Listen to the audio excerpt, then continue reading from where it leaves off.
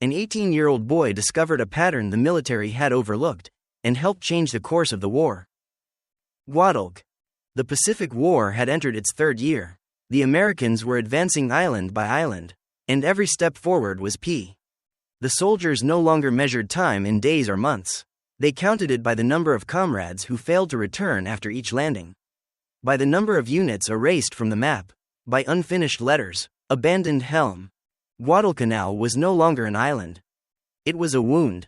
3 years of bombardment had crushed everything that once lived here.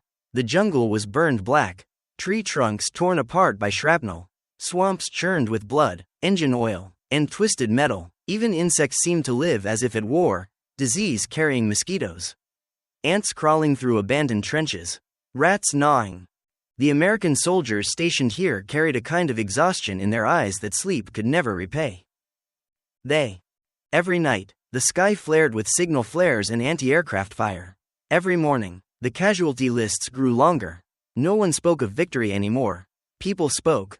And while amphibious assaults were decided by maps and red arrows, in dark, cramped rooms like this one, where there were no gunshots and no medals, another W. A war of those who listened. A war. Sitting at the very last desk, beside a steel emergency exit with peeling paint, was Ben. He was so thin that his uniform never seemed to fit. The shoulders always sagged, the sleeves wrinkled as if borrowed from someone several sizes larger.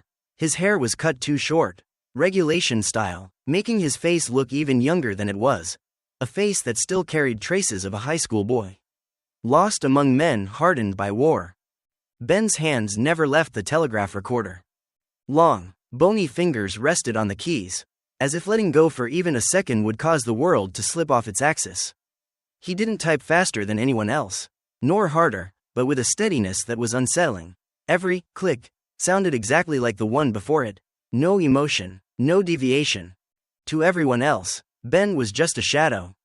No one asked where he came from. No one asked what he thought.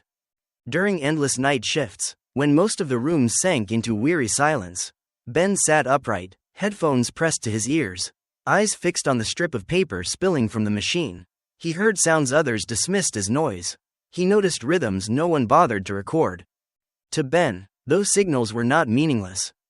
They felt like the enemy's breathing, steady, broken, sometimes pausing for a fraction of a second, and then continuing. At that last desk near the exit, the place no one wanted to be. The place where one would be asked to leave first in an emergency.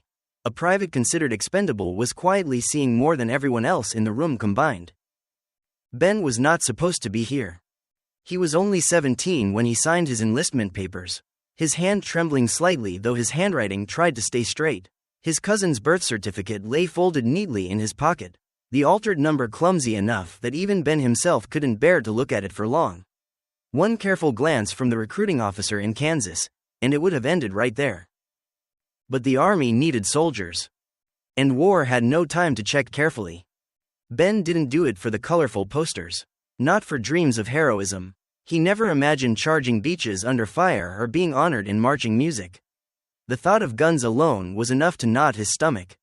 He did it because of helplessness. In Kansas, Ben had grown used to watching friends leave town in fresh uniforms. Watching war maps in the newspapers expand each day while his own life remained frozen. The world was burning, and Ben was being left behind. Every night he listened to war reports on the radio. Names of distant islands were spoken, then disappeared. Casualty numbers were read in flat, indifferent voices, but to Ben, they were not numbers. They were reminders that everything was changing. That feeling gnawed at him daily. Not the fear of dying, but the fear of living a meaningless life. Ben wanted to be where decisions mattered, where even the smallest action carried real consequences, where he wasn't just a boy in a small town waiting for the war to end so he could return to a life he wasn't even sure he wanted. So when he stood before the recruiting desk, Ben didn't think about tomorrow. He thought of only one thing. Right finger, if I don't go now, I'll never forgive myself. And so he lied. Not to become someone else, but to be allowed to become himself. Ben's job was brutally simple. No creativity. No strategy. No need to know whether the signals would kill or save anyone. Just an endless loop. Listen to Japanese radio traffic. Record transmission times. Copy each cold Morse symbol passing through the headphones. Fold the transcript, place it on the metal tray, pass it to intelligence. That was it. No analysis. No speculation. No questions. Each shift lasted hours, sometimes all night. His ears rang from static. His eyes burned from staring at the white paper rolling from the machine. Time wasn't measured by clocks, but by how many times he changed paper rolls and wiped sweat from his brow.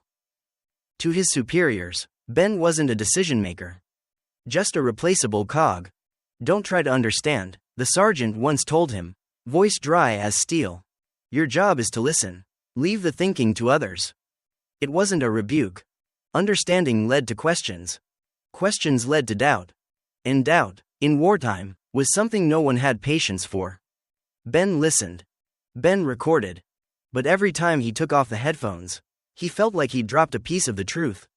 He wasn't supposed to think about that. Wasn't supposed to connect the pieces. Yet the more he was ordered to remain silent, the louder his mind became. He began to wonder. While others treated the job as busywork, something to endure before real duty, to Ben, every shift felt like standing before a locked door. He wasn't allowed to open it. But he'd been hearing something behind it for a long time. At first, everything was just noise, steady, meaningless Morse rhythms, but after weeks of night shifts, Ben noticed something no report ever mentioned. Some Japanese stations transmitted with chilling precision, exact to the second. Every Morse beat measured like a Swiss watch. Each broadcast began on time, ended cleanly. It was the discipline the Japanese military was known for, and it reassured most technicians. But there were other stations. Not interference. Not faulty equipment. A delay, tiny, less than a second. Just a hesitation, like someone taking a quick breath before speaking. No one noticed. No one was trained to notice silence.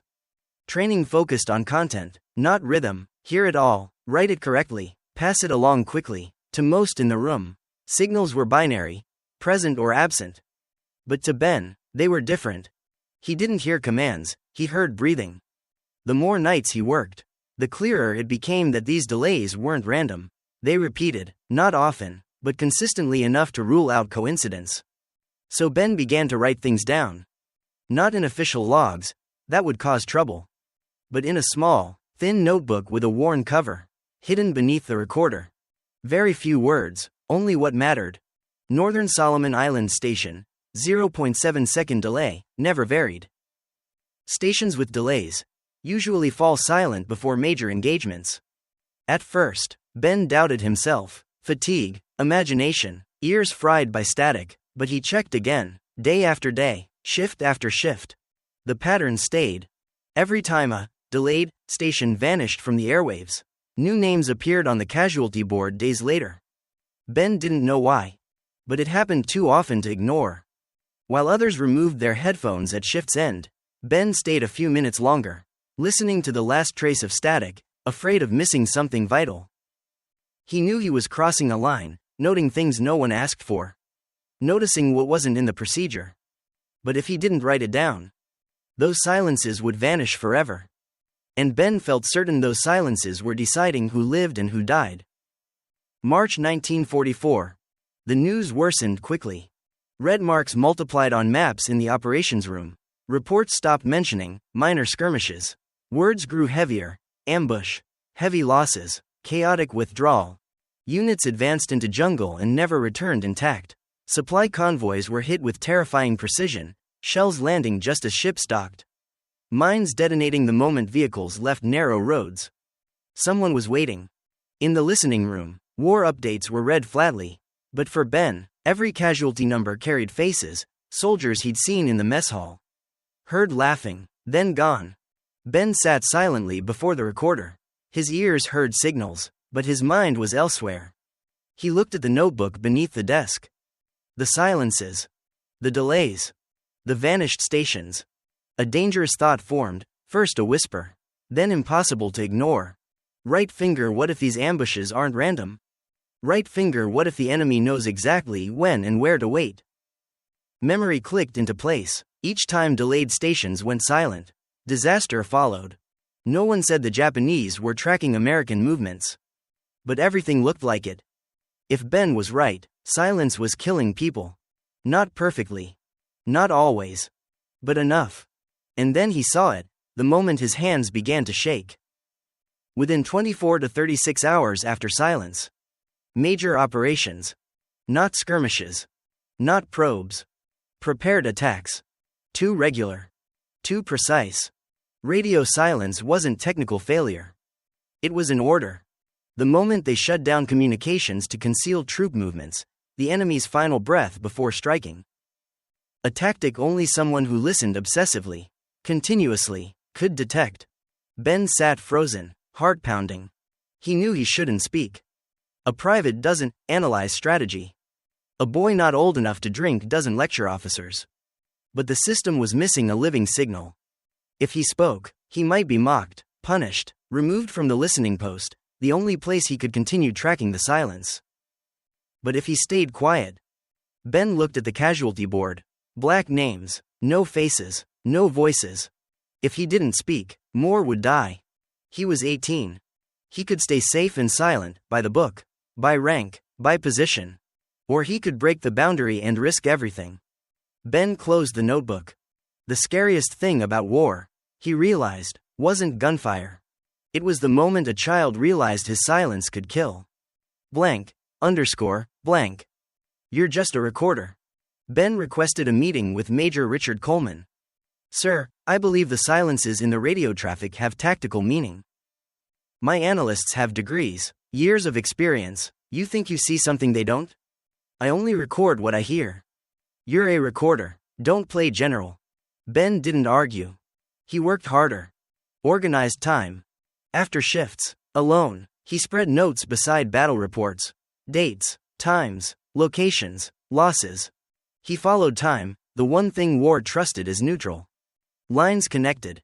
Silence. Then red dots. The pattern emerged, cold, objective. He didn't need to decode messages. Just know when they stopped speaking. Silence was action. On April 18, 1944, an emergency meeting was called. Ben stood outside, notebook heavy in his hand. He opened the door. Excuse me, sirs, I believe I know when and where they'll strike. He laid the notebook down. These are the moments they go silent, he said. And these are what follow. Silence filled the room. Maps were adjusted, troops redeployed. 48 hours later, the Japanese attacked, exactly where Ben had marked. Major Coleman looked at him. How old are you? Ben stayed silent. Don't answer, Coleman said. I don't want to know. Then, quietly. From now on, you sit at the analysis table. No medals. No headlines. Just a different seat, one where Ben's thoughts were finally allowed to exist. Ben Walker left the army in 1945. No history book mentioned him. But those who survived knew. That was the sacrifice, and the quiet courage, of an 18-year-old boy who saved countless American soldiers.